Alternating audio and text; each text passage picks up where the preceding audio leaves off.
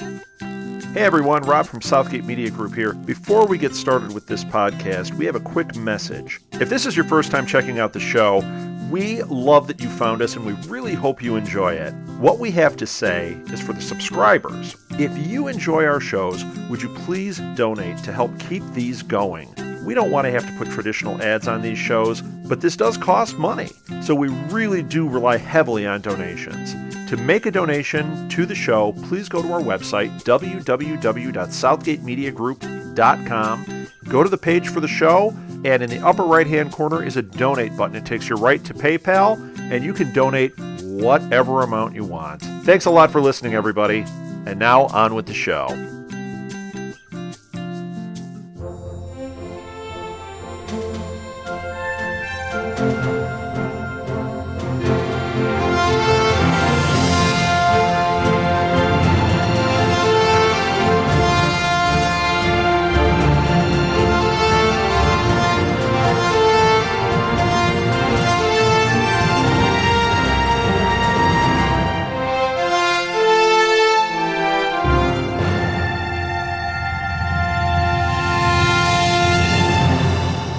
Hey everyone, welcome to the Bachelor Universe podcast, episode number 3. Today we are going over Jimmy Kimmel's planned appearance on The Bachelor. That was an interesting episode, to say the least. We just witnessed that earlier tonight. Jimmy Kimmel, as the host, playing the role of Chris Harrison in a sense, taking over for Chris Harrison. And that was a little twist on the episode for tonight's show. Basically, the episode does start out with Jimmy coming into the house and waking Chris up with coffee, of all things, and things started rolling. The funny part was that Jimmy was in charge of the dates for the night. So the first date was Caitlin and the lucky one. Caitlin and Chris's date was a surprise. So off they go in a limo. Where did they end up? And this is Jimmy's pick, by the way. Costco. Yes, Costco. Wow, okay. Interesting move by Kimmel. You wonder why he took him to Costco. Well, that certainly changes it up, but I really like this move. For the first time, they don't do anything that's spectacular and wild and romantic and adventurous. They do something boring and normal, which is what their life is probably going to be like when they leave the show, whoever Chris ends up picking. So the date was at a Costco. Clearly they were caught off guard and they were surprised. So then they had to basically buy a bunch of food items and chairs and tables to prepare for a dinner party that Jimmy Kimmel was going to crash. So basically, they are shopping for Jimmy Kimmel. That's their date. Now, I don't know if you can establish much romance or anything of that sort on a date like that, but it was a really cool and unique way of them possibly bonding. Caitlin's one of those firecrackers that Chris has a bit of a hard time taming in a sense, but I think he does like it. So this was an interesting take to see if Caitlin can kind of be subdued in a different environment. She ended it all right. She was cool with it, and yeah, back at the house, the date started off with Chris and Caitlin basically talking and making out, and then out of nowhere, Jimmy joins. So that turned into a threesome that really no one wants to see or be part of. Jimmy was funny. He did his best gimmicks and funny antics as always. He really played up on the comedy. You had Chris laughing at all times. The guy couldn't contain himself. Everything that Jimmy said, basically Chris was laughing at. Caitlin was digging it actually, which would have been awkward for most. I mean, Jimmy Kimmel's literally there when they're kissing, talking, and the best part is when they were going to hug each other after Chris gave the rose to Caitlin, the one-on-one date rose. They hugged, and Jimmy was right in the middle of them, sitting in between. I'm sure that was planned, but it looked funny. It was cool in a sense. It just definitely different, something we're not used to. Now, Jamie also picked the group date, which included Carly, Mackenzie, Kelsey, Jillian, and some other girls that really don't matter much at this point. Point is that Jimmy picked them to do a really farm-inspired obstacle course. Included corn husking, egg hunting, goat milking, basically drinking goat milk straight up, brave, milk chugging, well, kind of the same thing, and manure shoveling, and of course, catching a pig at the end. So there's a lot of obstacles that these girls were faced with. And that's another smart idea by Jimmy Kimmel. Throw them in a situation where they might actually be faced with when and if they get picked by Chris. This could actually happen on the farm. It was entertaining, obviously. It kind of reminded me of like a real world challenge, such, but Carly surprisingly killed it. She dominated this task, although Jillian, and this needs to stop. That girl needs to stop flexing. Yes, she has an impressive workout regiment or whatever you might call it. Yes, she is ripped as the Hulk, Jillian the Hulk, and well, I must say also in this pig pen that she was trying to catch a pig, her you know what booty was showing. They had to censor that. Wish I was there, but I wasn't.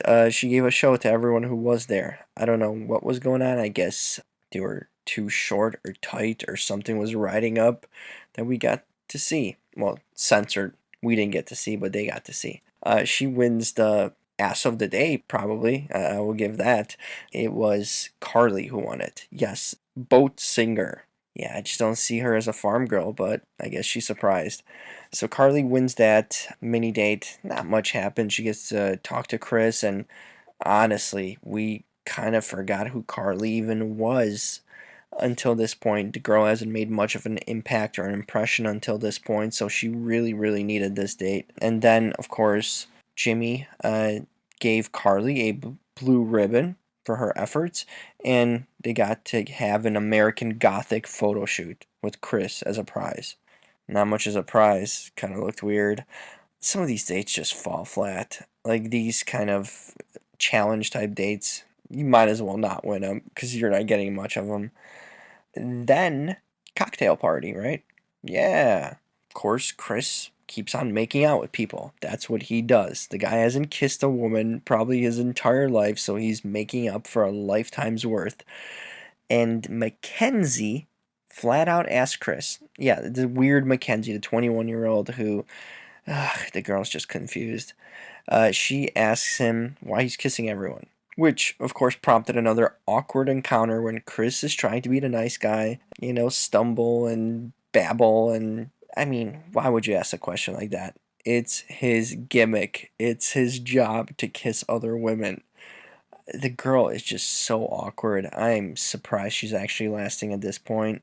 And of course, there was a impression rose, and of all of them, it went to Becca. Yeah, Becca, the one that made a huge impression the first night, wearing that smoking hot outfit. Kind of forgotten since, but Becca did get an impression rose for basically having a little bit solo time with Chris and talking to him, but she did not kiss him. While Chris was kissing every woman in sight, Becca turned him down and said she's not ready and she would like to hold out. So I think that made quite an impression on Chris.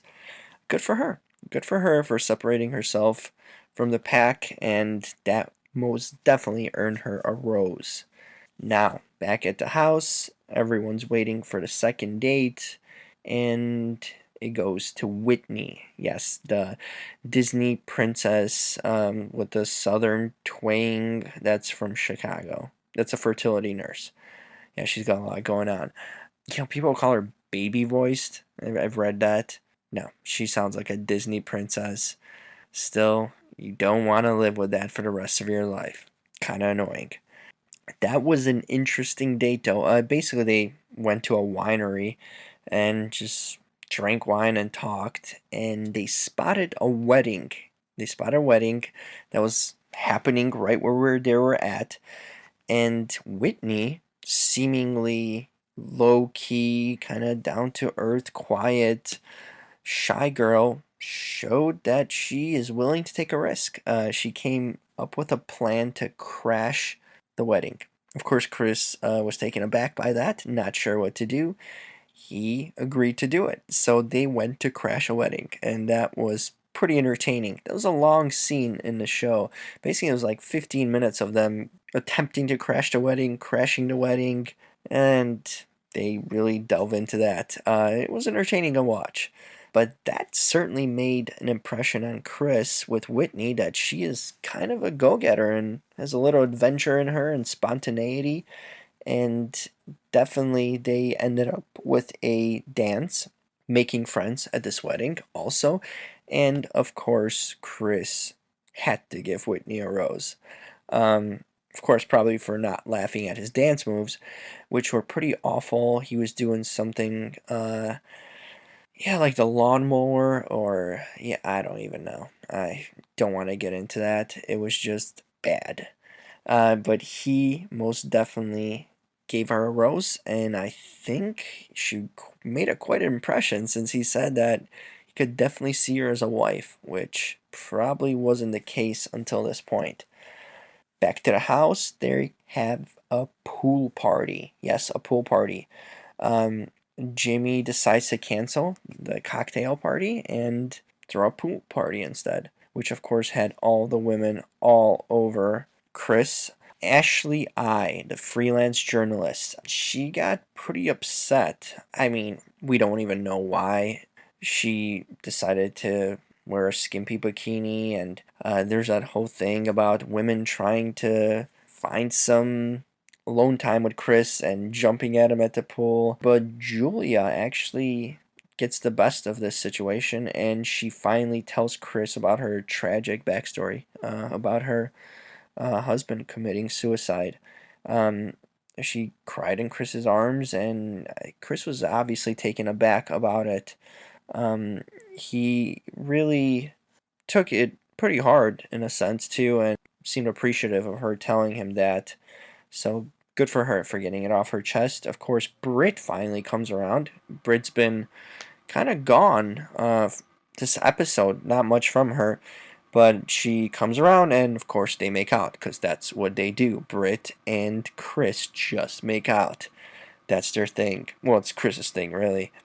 Back, Mackenzie, Megan, and Ashley try to crash a little jacuzzi party that Jillian basically kind of was awaiting Chris in his hot tub while Chris was giving a quote unquote tour of the house to Jade. And Jade finally makes a appearance too. That's one of my favorites that I think might last or should last actually longer. And I would expect her to be picking up some steam going down the road. But Jade got a little tour, separated herself a bit, but Jillian is just crazy. I mean, Jillian, the Incredible Hulk, keeps on flexing, keeps on showing her booty. More, I mean, we're talking about showing enough to censor her every time. She's got a bit crazy in her.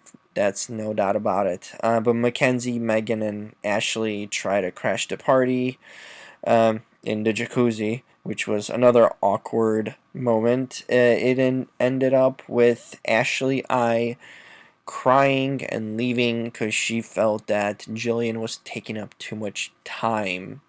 Yeah, and of course we get cut to commercial when Ashley's walking away and just kind of drops her plastic glass of wine. Yeah, interesting. Um, Now to the rose ceremony. Chris, once again being the guy he is, tells him how he respects him and how he's been in that place that they are at right now and how he feels for him.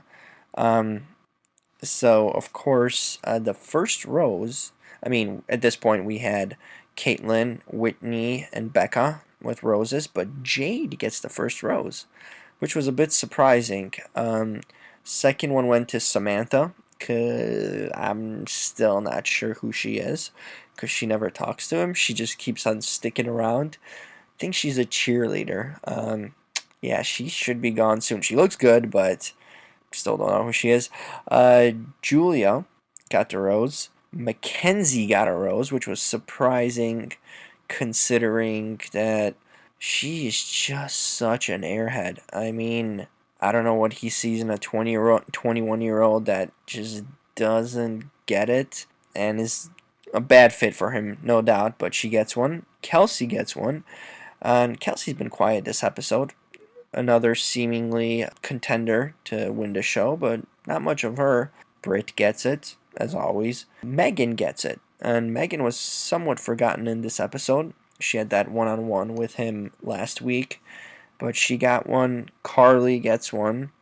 Ashley S gets one. Yes, the Crazy Ashley, the crazy-eyed creep zombie killer Ashley.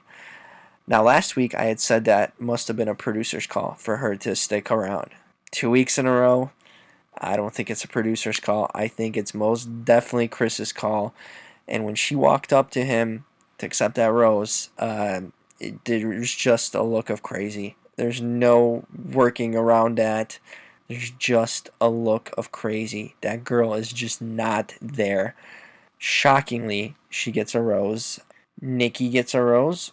And yeah, kind of forgotten Nikki. And Jillian gets a rose.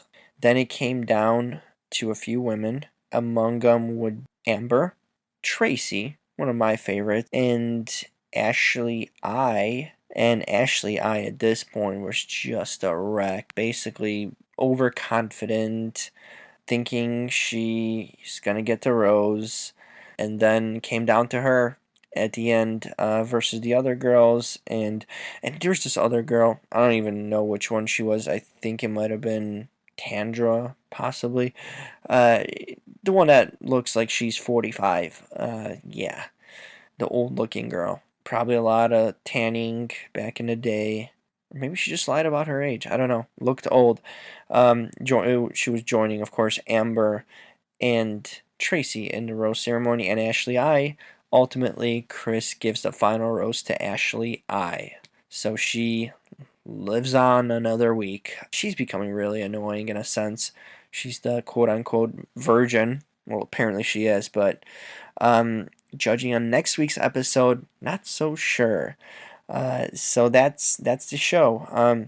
The colored woman is gone. The only one really that was in the house, and she was a cutie for sure. But the Chicago girl Amber is officially done. Only Chicago woman left is Whitney right now. So Amber goes home, and Tracy was potentially a good fit. I'm not sure why he sent her home so early. There just wasn't a connection really made. She's the teacher from Florida. She seemed really cool and kind of genuine, but he just never really kind of got to know her. So unfortunately, that was it. And then Jimmy Kimmel makes his arrival. He basically gives his goodbyes. He does a goodbye to Chris, and both Chris's, Chris Harrison and Chris Soules, and Jimmy makes his exit. So overall, it was an interesting episode. It had some funny moments. Nothing too crazy or spectacular happened in it. Still waiting for a lot of the drama to happen this season. It's been kind of moving slowly but steady. Um, no true villains. You just have a few crazies. Obviously, Ashley S. Mackenzie's just immature and kind of an airhead. Our favorites aren't really coming through so far in a sense that they're not showcasing them. I think they're kind of stashing them. And those favorites are, of course, Kelsey and Britt. Not much from them. Once again, Caitlyn is a big focus of the episode. I think she's like the rowdy one, the kind of loud one in the house, and they're establishing that on the show, and the producers are showcasing that. So that's what we see from Caitlyn, kind of a loud mouth, but she's so hot. Yeah. That's why she's still on. And she won the first date, the Costco date, which was, wow, spectacular. So not much happened on this episode. Next week, though, there seems to be drama erupting. I think next week is going to be the episode that really is going to start revving in the gears, and getting things going. There's some crying. There's Chris telling the women that if they're not here to get married, then they should leave. Apparently, there might be some fallout with Britt. Wouldn't be concerned about her leaving or anything at this point, but there's something there. There's definitely a lot about Ashley creating some kind of stir, and she seems to be actually the villain in a sense right now. If you had to pinpoint a villain, it would be Ashley maybe Jillian, but she's just kind of irrelevant. She's just too much into herself and stuck in her own world. Apparently, we find out that there's going to be another virgin in the house. So, wow, virgins galore apparently on The Bachelor. Besides Ashley we will find out who that's going to be, and someone goes skinny dipping. So that was the preview for next week's Bachelor, episode 4. Things are starting to happen. So we're getting to that point where now the contenders are, after next week, I think the contenders are going to start really appearing, and the ones that are kind of hanging on are going to be finally let go. Jimmy Kimmel was a success. It was funny and entertaining to see him. Obviously, there's good cross promotion for his show and The Bachelor together. He talks about it frequently. So it was good to have him. It was an interesting take and twist. Obviously, was there for comedy relief, and he did it. He did a fun job. I think he loosened up the house. Definitely had Chris laughing a lot. So it was an interesting move and concept to kind of try out and test out. Didn't fail. It was all right. Didn't really add much. I thought his dates were pretty interesting. Picking basically the plain dates for Chris, which is kind of smart. He also had a funny encounter with Chris, constantly nudging him basically on the fact that he's there to have sex. Not Jimmy, Chris. And he should constantly pursue that avenue. So Chris got a good laugh out of that. You had Jimmy join him also in a hot tub. Caitlin and Chris, which is another awkward thing, but that's what Jimmy does. Makes things awkward and funny. So, an interesting episode. A lot to look forward to next week. I think it's going to be probably one of the better episodes of the season next week. Now, some thoughts on the show at this point. As mentioned, think the favorites, which are still going to be obviously Caitlin at this point, Britt, Kelsey, that hasn't changed, although they haven't been featured much. Britt and Kelsey, I think they're major favorites. I think Becca might be making a mini run here going forward. I think that Caitlyn is probably a front runner now. I don't think she's going to get all the way to the end, but she's definitely a front runner currently. Whitney had a big impression tonight. I think finally the Disney princess really came out of her shell, and it was an interesting part to see them go crash that wedding. That really took Chris by surprise, and Whitney might stick around longer than expected. Obviously, Becca still got something going on. Mackenzie is definitely on Chris's mind. Carly kind of got by this week, but I wouldn't expect her to last too much longer. I think Mackenzie and Ashley S have to go home next week. There's no doubt about it. They're just weird and crazy, and I'm not sure why he's keeping them around, but he is for some reason, and it's not because they have a connection with him or he has a connection with them. I think Julia will be around for a little bit more too. Obviously, she's got that story with the suicide of her husband, but Bachelor is being pretty lacking on scandals yet this season, but definitely not lacking on crazies. Most definitely quite a few crazies. Most notably Ashley S. I think now Ashley got so many Ashleys on this thing. They're the crazies, but no straight up villains yet. So it's usually interesting. There's usually a lot of villains, but not as many pure crazies. This season, pure crazies, not as many villains. So that's the Bachelor episode 3 recap and thoughts. Yeah, so you had goats, Kimmels, and you had more crazies, and that's the summary of the episode, pretty much. Other Bachelor news on a side, for those of you unaware, that Josh Murray and Andy have broken up already. Yep, that was announced last week, middle of last week, that they have parted ways and they are no longer together. There's no speculation regarding cheating or anything like that, but so far it's a mutual breakup, apparently. I feel there's a lot more to that than we know, and I'm sure there's going to be a lot more information being released as to why they broke off their engagement and just went their separate ways, especially since we saw them on TV not so long ago. There's a lot more to that story that we don't know about, but that should be coming out more as we go, day in and day out. Apparently, there was a rumor online that Andy had reached out to Chris Soules, Mr. Bachelor right now, and she basically told him how she had regretted letting him go and that she didn't pick him and that she picked Josh, which is kind of surprising. Chris did finish third, but she had constantly kind of may almost poked fun at the fact that she did not want to move to Iowa and that's not her style, but now she's chasing Chris because he's on TV. According to this report, that Chris actually politely declined her and told her that he's happily engaged. Kind of gives away that he will get engaged to someone, actually.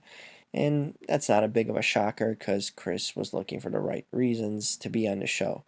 But Andy, I've always said that she was just as big of a scumbag as Juan Pablo. She's the female Juan Pablo, and she's shady, no doubt about it. Shady Andy.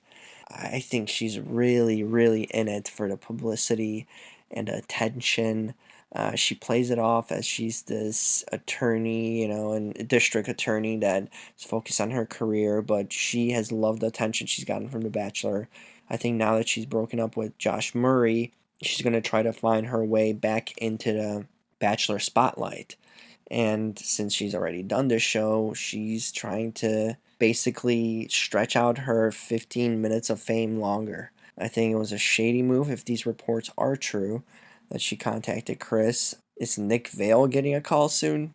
Wouldn't you think that'd be the guy? Unless he really creeped her out. But I would thought that Nick Vale might be the one, but apparently he is not because he's not on TV and he's away from the spotlight. And she craves that.